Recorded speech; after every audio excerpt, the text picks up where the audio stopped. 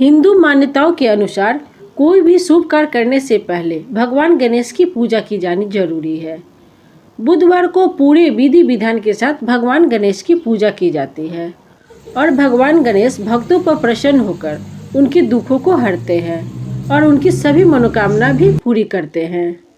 भगवान गणेश खुद रिद्धि सिद्धि के दाता है और शुभ लाभ के प्रदाता है।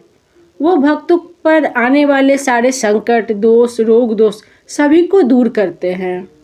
शास्त्रों के अनुसार गणेश जी का जो विशेष पूजा होता है वो बुधवार के दिन होता है, लेकिन प्रथम पूज्य गणपति भगवान को तुलसी अर्पित करना या उनकी भोग में शामिल करना वर्जित माना गया है। दोस्तों, हमारे यहाँ पूजा पाठ का एक अपना ही महत्व होता है। यहाँ देवी देवताओं की पूजा के लिए कई प्रकार की सामग्री चढ़ाई जाती है और तुलसी भी उन्हीं में से एक है। तुलसी को सबसे पवित्र पौधा माना जाता है। वही आपको जानकर हैरानी भी होगी कि एक भगवान ऐसे भी है जिनको हम तुलसी के पत्ते नहीं चढ़ाते हैं, और वो देवता है हमारे भगवान श्री गणेश। तो इसके पीछे क्या कहानी है तो हम जानते हैं। एक बार की बात है, भगवान गणेश गंगा किनारे तपस्या कर रहे थे। उसी दौरान देवी तुलसी अपनी शादी की इच्छा मन में लिए यात्रा पर निकली। यात्रा के दौरान उनकी नज़र गंगा किनारे तपस्या करते हुए भगवान श्री गणेश पर पड़ी। भगवान गणेश एक सिंहासन पर बैठकर तपस्या कर रहे थे। उनके पूरे शरीर पर चंदन लगा हुआ था।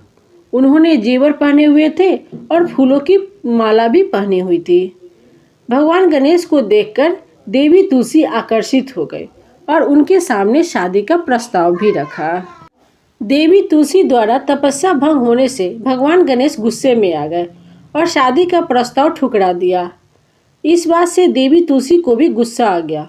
उन्होंने भगवान गणेश को श्राप दिया कि उनकी 2 शादियां होगी, वो भी उनकी इच्छा के बिना।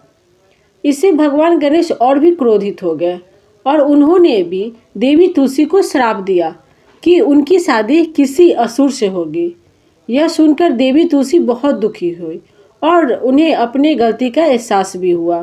फिर उन्होंने भगवान गणेश से माफ़ी मांगी।